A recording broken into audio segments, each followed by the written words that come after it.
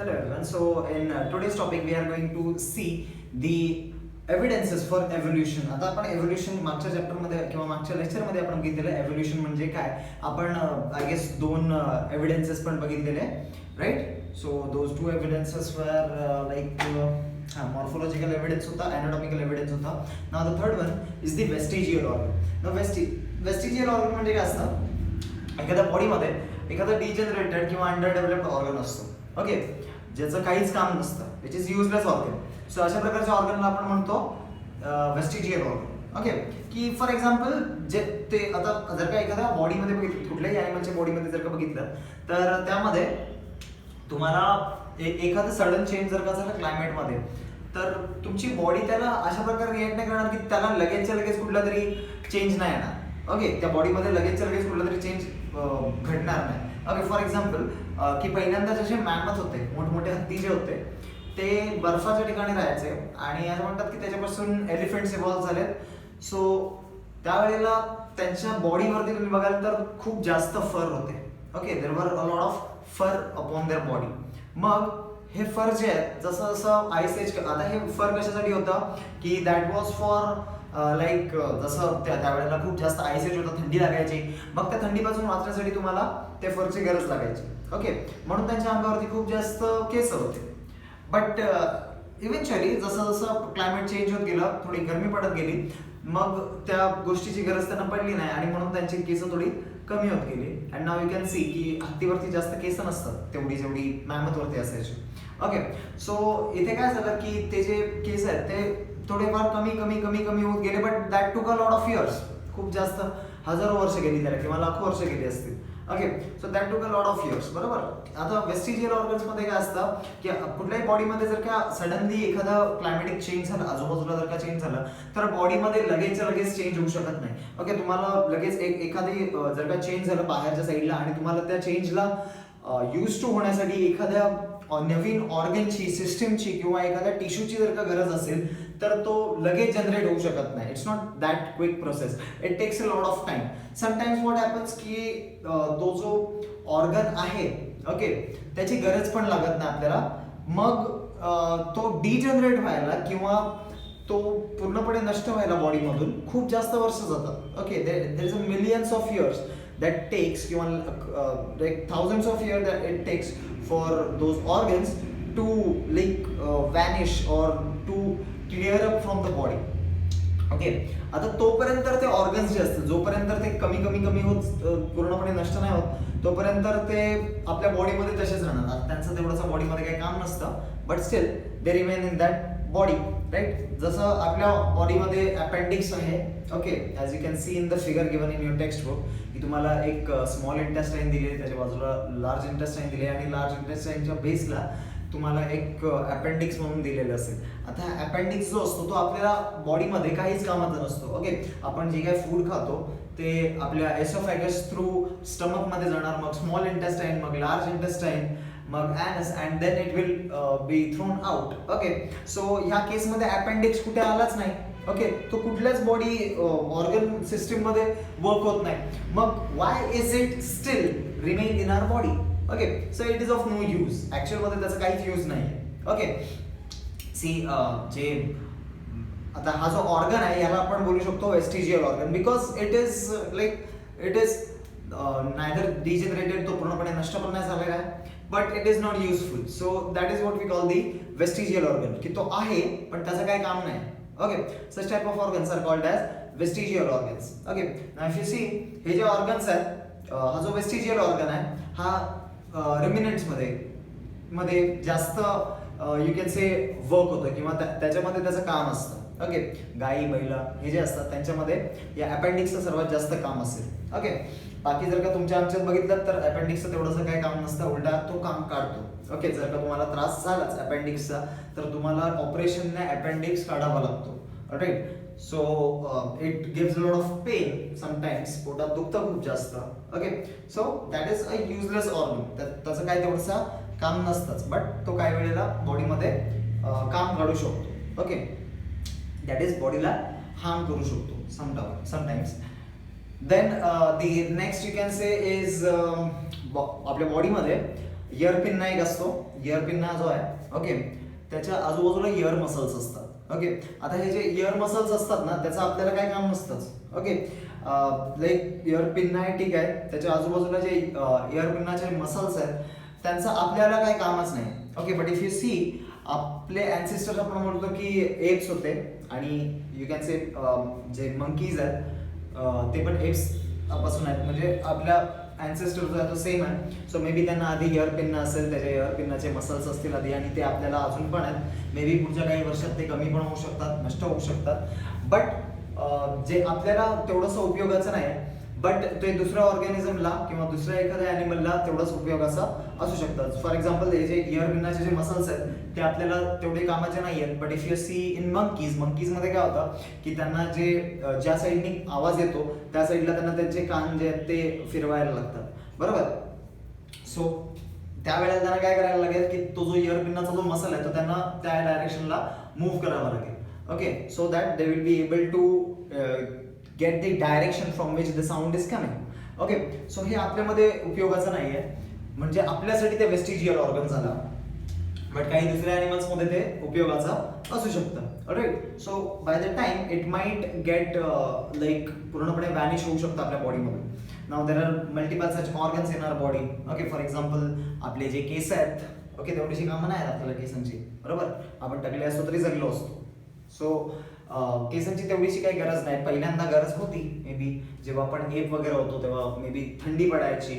So त्या थंडीपासून वाचण्यासाठी आपल्या बॉडीच्या वरती मे बी फर होते. ओके, पण आता सिन्स आता तेवढीशी आपल्याला गरज लागत नाही, आपल्याला ब्लँकेट्स असतात available and all the stuff. So तेवढीशी फरची आपल्याला गरज लागत नाही. Okay, so therefore the hair can be said as the vestigial organ as well. Okay, त्यानंतर मग तुम्ही बोलू शकता की nails are the vestigial organs. तेवढं असं नेल्सचं पण काय काम नाही आपल्याला, बरोबर. फक्त वाढत जातात आणि they are of no use practically बघायला गेलात तर, बरोबर. एक्सेप्ट तुम्हाला ते नख वाढवायचे आणि नेल आर्ट वगैरेचं काय यु नो शौक असेल तर. Okay, then moving on further तुमचे अजून बरेच असे ऑर्गन्स आहेत. Those are like useless organs. For example, your wisdom teeth, जी दाढ आहे आपली अक्कल दाढ, ओके, त्याचं पण तेवढंसं काही काम नसतं, but it still exist, right. So these are some of the vestigial organs that are present in our body. Okay, आता याच्यावरून आपण बोलू शकतो की the evolution has taken place, की आधीच्या ॲनिमल्स पासून ते जे स्ट्रक्चर होते ते तसेच पुढे कॅरी फॉरवर्ड झालेत. जरी मग आधी मे बी त्यांच्यामध्ये की आपलं स्ट्रक्चर वेगळं होतं, त्यावेळेला त्या ऑर्गन्सचा यूज होता. ओके, आता त्या ऑर्गनचा यूज नाही आहे. सो तसंच आपलं एक टेल बोन आहे. If you see the structure in your text book, त्या टेक्स्ट बुकमध्ये तुम्हाला एक बॅकबोन दिलेली असेल. बॅकबोनच्या बेसला कॉकिक्स म्हणून एक ऑर्गन दिलेला आहे. Okay, or you can say it as tail bone. तर हा जो टेल बोन वाला ऑर्गन आहे हा काय करतो, तो पहिल्यांदा टेल जेव्हा असायची ह्युमन्सना किंवा त्यावेळेला जेव्हा आपण एप होतो, ओके, त्यावेळेला मे बी त्याचा यूज होत असेल टेलबोनचा, बट आता त्याचा तेवढासा उपयोग नाही आहे. So that can be also said as the vestigial organ. So these are some of the evidences of the evolution, की एव्होल्युशन झालेलं आहे. आधीच्या प्राण्यांपासूनच आपण इव्हॉल्व झालेलो आहोत. Okay, so these are some of the evidences of evolution, the vestigial ऑर्गन्सचा. त्यानंतर याच्या पुढे आपण बघतो की there is a fourth evidence known as paleontological evidence. Paleontology म्हणजे काय असतं, the study of fossils is said to be the paleontology. आपण बोलतो आपल्या लाखो करोडो वर्षांपूर्वी डायनासॉर्स होते. हे डायनासॉर्स होते हे आपल्याला कधी समजलं, जेव्हा पॅलेंटॉलॉजिस्टने खोदकाम केले. ओके, जे फॉसिल्सचा स्टडी करतात त्यांना आपण पॅलेंटॉलॉजिस्ट बोलतो. सो त्यांनी जेव्हा खोदकाम केलं त्यानंतर मग त्यांना काही रिमेन्स भेटले, काही बोन्स भेटले, काही स्केलेटन्स भेटले ॲनिमल्सचे, ह्यूज ॲनिमल्सचे. त्यांनी त्यांचं स्ट्रक्चर क्रिएट केलं आणि त्यांना एक डायनासॉर लाईक स्ट्रक्चर क्रिएट झालं, स्केलेटन तयार केलं त्यांनी. ओके, ते आपण म्युझियम वगैरे मध्ये बघतोच किंवा मूवीज वगैरे मध्ये बघतो, राईट. डॉक्युमेंटरी असतात त्या डॉक्युमेंटरीजमध्ये बघतो आपण. सो हे जे स्ट्रक्चर्स आहेत याच्यावरून आपल्याला समजून येतं की लाखो करोडो वर्षांपूर्वी हे ॲनिमल्स एक्झिस्ट करत असावे. त्यांचं स्ट्रक्चर आपण एक्झॅक्टली पाहिजे तसं बनवलेलं नसेल, मे बी थोडेफार चेंजेस असू शकतात. त्यातले काही bones may be you know sort of vanish झालेले असतील किंवा काही भेटलेच नसतील. ओके, सो एका दुसरा पार्ट मे बी चेंज होऊ शकतो, बट आपण एक आयडिया घेऊन टाकली की these were like big animals, huge animals. They lived about thousands of years ago. Okay, so याच्यावरून आपण सांगू शकतो की आता हे जर फक्त डायनासोर्स बद्दल नाही बोलत आहे मी, वेगवेगळ्या ऑर्गन्सचे किंवा वेगवेगळ्या ऑर्गॅनिझम्सचे पण तुम्हाला रिमेन्स भेटू शकतात एखाद्या जमिनीच्या खाली. So by accordingly we can calculate there is a method of carbon dating. Carbon डेटिंगची एक मेथड आहे ज्याच्यावरून आपण सांगू शकतो की एखादा ॲनिमल हा किती जुना आहे किंवा तो जो ॲनिमल मेलेला आहे तो किती जुना होता. Okay, so carbon dating method it goes like this की प्रत्येक बॉडीमध्ये कुठल्याही ऑर्गॅनिझममध्ये बघितलं तुम्ही, कुठल्याही ऑर्गॅनिझममध्ये C14, कार्बन 14 आणि कार्बन 12 हे एक्झिस्ट करतात. Now as the body dies, body एकदा की मेली किंवा एकदा का तो ॲनिमल मेला की त्यानंतर मग त्याचा C14 आणि C12 चा जो एक रेशो आहे ना हा फिक्स्ड असतो. आधी फिक्स्ड असतो प्रत्येक बॉडीमध्ये, प्रत्येक ऑर्गॅनिझममध्ये हा रेशो फिक्स्ड असतो C14 to C12 चा. याच्यानंतर काय होतं, ॲज द बॉडी और ॲज द ॲनिमल्स डाईज, त्याच्यानंतर काय होतं की C14 बिंग रेडिओ ऍक्टिव्ह, हा रेडिओ ऍक्टिव्ह एलिमेंट असल्या कारणाने तो डिके होत जातो, त्याची जी क्वांटिटी आहे ती कमी होत जाते त्या ऑर्गॅनिझम मधली. C12 being non radioactive stable, त्याच्यामध्ये काही चेंजेस होत नाही, त्याची जी क्वांटिटी आहे ही कॉन्स्टंट राहते. Okay, so since this goes on changing, okay, आणि हा कॉन्स्टंट राहील. As you see by the time C14 कमी होत गेला, C12 आहे तेवढाच राहिला. ओके, मग याच्या अकॉर्डिंगली C12 to C14 हा एक रेशिओ जो असतो बॉडी जिवंत असताना तो फिक्स्ड असतो आणि त्यानंतर मग तो रेशो चेंज होत जातो. दॅट इज याचा जो रेशो असेल C14 to C12 हा कमी टू जास्त असेल, म्हणजे C14 चा थोडा कमी असेल, C12 चा थोडा जास्त असेल. जसा टाइम पास होईल हा रेशो तेवढाच चेंज होत जाणार. C14 अजून कमी होत जाणार, C12 आहे तेवढाच राहणार. Okay, so this method accordingly you can calculate की C14 to C12 याचा एकदा का आपल्याला रेशो भेटला की त्या रेशोच्या अकॉर्डिंगली आपण सांगू शकतो की एखादा ऑर्गॅनिझम जो आपल्याला भेटलेला आहे, त्याचे रिमेन्स आपल्याला भेटलेले आहेत, तो किती जुना होता किंवा तो किती जुना आहे. Okay, so by the same method we measure the eras or we measure the bodies that we find underground. आपल्याला अंडरग्राउंड ज्या बॉडीज भेटतात त्या आपण फाइंड आउट करू शकतो आणि सांगू शकतो की ती बॉडी किती जुनी आहे किंवा त्याच्यासोबत किती तो किती वर्षांपूर्वी एक्झिस्ट करत होता. ओके, सो आता जे आपल्याला पिरामिड्स मध्ये मम्मीज वगैरे भेटतात किंवा एखादी बॉडी आपल्याला भेटते मेलेली, त्यानंतर मग कार्बन डेटिंगच्या मेथडने अशा प्रकारे आपण मेजर करतो की ती मम्मी जी आहे किंवा ती जी बॉडी असेल डेड बॉडी ही किती वर्षाआधी मेली असावी किंवा एखादा सपोज एक एक्सटिंक्ट झालेला ॲनिमल आहे त्याचं जर का आपल्याला रिमेन भेटलं तर ते रिमेन्स किंवा मॅमथ आहेत तर त्या मॅमथचे जर का रिमेन्स भेटले तर हे मॅमथ किती वर्षांपूर्वी एक्झिस्ट करत होते त्या ठिकाणी हे आपल्याला त्यावरून समजू शकतं. आता हे कशामुळे होतं, काय होतं की त्यावेळेला ते जे ॲनिमल्स आहेत ते राहत होते आणि due to a natural catastrophe that is maybe earthquake आला असेल, व्हॉल्कॅनो आले असेल, ॲस्टेरॉइड्स पडले असतील, त्या कारणाने काय झालं की ते पूर्ण सगळे मेले.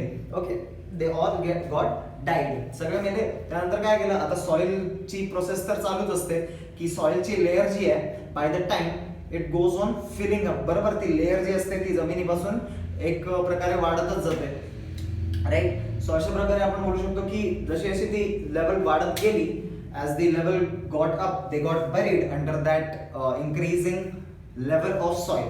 ओके, आणि नंतर मग जेव्हा हजारो वर्षांपूर्वी आपण जेव्हा ती वाढलेली जी माती आहे ती जेव्हा खोदून काढली त्यावेळेनंतर आपल्याला समजलं की हां या ते जे ॲनिमल्स आहेत ते त्यावेळेला एक्झिस्ट करत होते.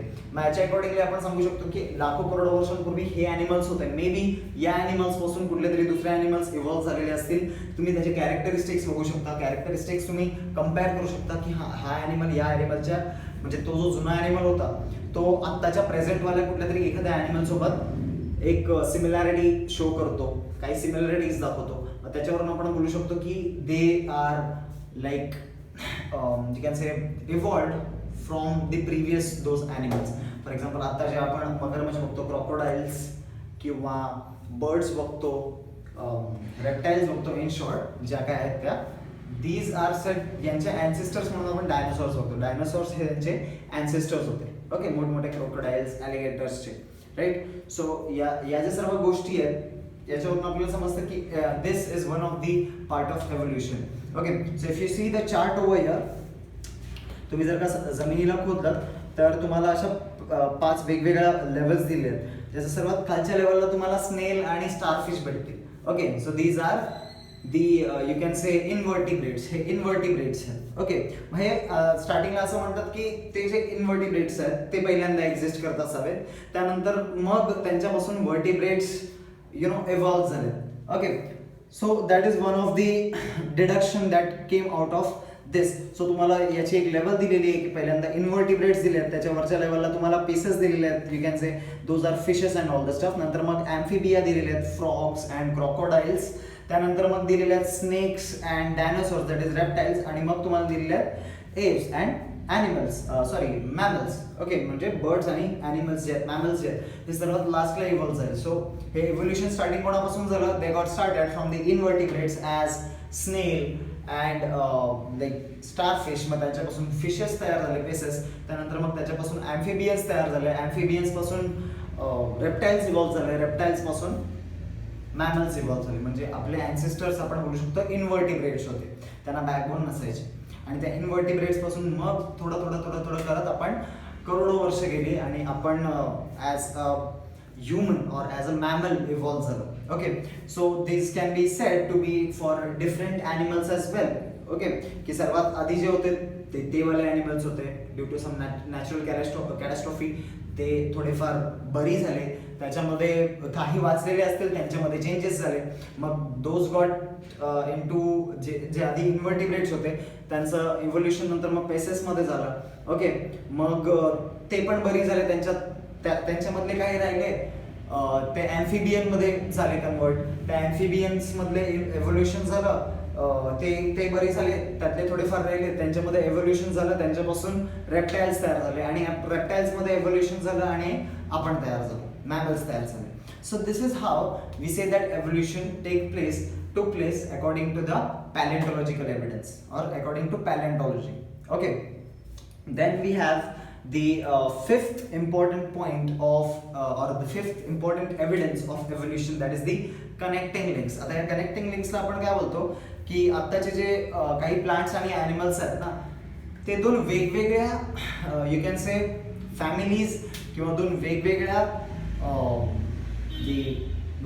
क्लास वाईज त्यांचे सिमिलॅरिटीज दाखवतात. So you can say from this की एक क्लास जी आहे किंवा एक फॅमिली जी आहे ॲनिमल्सची, ती एका दुसऱ्या क्लासपासून किंवा दुसऱ्या फॅमिलीपासून इव्हॉल्व झालेली आहे. Okay, for example some of the figures are given over here. की पहिल्यांदा एक हे दिलेलं आहे, एक्झाम्पल दिलेलं आहे peripatus. So here you can see the पॅरिपॅटस.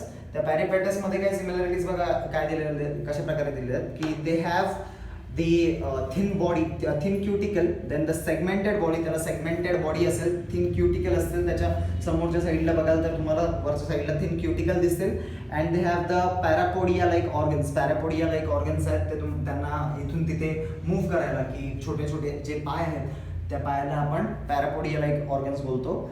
so these are present in that body of peripatus. so this peripatus being an ॲनेलिडा हा आर्थ्रोपॉड्सची पण काही कॅरेक्टरिस्टिक्स दाखवतो. ओके, फॉर एक्झाम्पल आर्थ्रोपॉड्सची कॅरेक्टरिस्टिक काय, ते arthropods show tracheal respiration and open circulatory system. त्यांना open circulatory system असते आणि ट्रॅकिया थ्रू ते यू कॅन से रेस्पिरेशन करतात. Okay, these are arthropodas. Okay, आता हे जे आर्थ्रोपोडास असतात हे ॲनेलिडापेक्षा एकदम वेगळे असतात. So this organism they show the similarity of it is in the annelida. हा annelida मध्ये मोडतो, but it also shows the characteristics of arthropoda.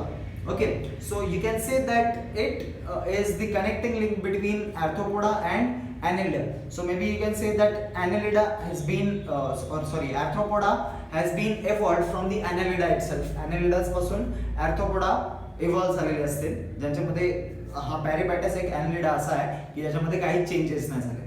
Okay, पण त्यांनी थोडेफार आधीचे कॅरेक्टरिस्टिक्स दाखवले. Then we have peripatus. So if you see the peripatus किंवा duckbill platypus जो आहे,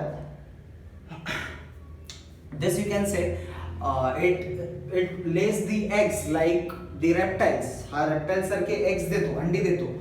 but as you can say रेप्टाइलचा मॅमरी ग्लँड्स नसतात. ओके, सो पेरिपॅटस हे असा रेप्टाइल आहे की जो you can say it gives the हा एक असा मॅमल आहे that gives the eggs. Okay, now no other mammal will give the egg. हत्ती कधी अंडा देत नाही, बरोबर. कुठलाच मॅमल एग देत नाही accept the peripatus, the duckbill platypus. So हा जो duckbill platypus आहे, this gives the eggs like the reptiles, but it is a mammal since it has the mammary gland. So this shows the relation between the reptiles and the mammals. So अशा प्रकारे आपण बोलू शकतो की हा जो mammal आहे duckbill प्लॅटिपस, याच्याकडे मॅमरी ग्लँड तर आहे, बट त्याची रिप्रोडक्टिव्ह सिस्टम जी आहे ती अजून पण it gives the eggs, it does not gives the young वन्सना तो अजून पण बर्थ देत नाही. You can say that this duckbill platypus is the connecting link between the mammals and the reptiles. Alright, so that is, you can say the mammals have been evolved from the reptiles. याच्या वरून आपण बोलू शकतो की may be mammals जे होते, आपण जे होतो आधी रेप्टाइल्स सारखे होतो आणि मग त्यांच्यामध्ये चेंजेस होत गेले, मग कुठेतरी एप्स तयार झाले, त्यानंतर मग एप्स मध्ये एव्होल्युशन झालं आणि मग ॲनिमल्स तयार झाले और ह्युमन्स तयार झाले. ओके, सो याच्या आधी आपण बोलू शकतो की आपण बरेच करोडो वर्षांपूर्वी आधी मॅमल्सच होतो, पण त्याच्या पण आधी आपण कुठेतरी जाऊन रेप्टाइल्स होतो आणि या रेप्टाइल्स पासून आपण तयार झालो. The same goes with the lungfish. Lungfish आहे, being a fish, it performs the respiration with the help of lungs. Okay, now since it is a fish, त्याने कशा प्रकारे आता तो फिश आहे त्याने it should like respirate through his gills through त्यांनी रेस्पिरेट केलं पाहिजे, but it does the respiration through its lungs. Lungfish जो आहे तो, so you can say it gives the relation between the fish and the amphibians and the fishes.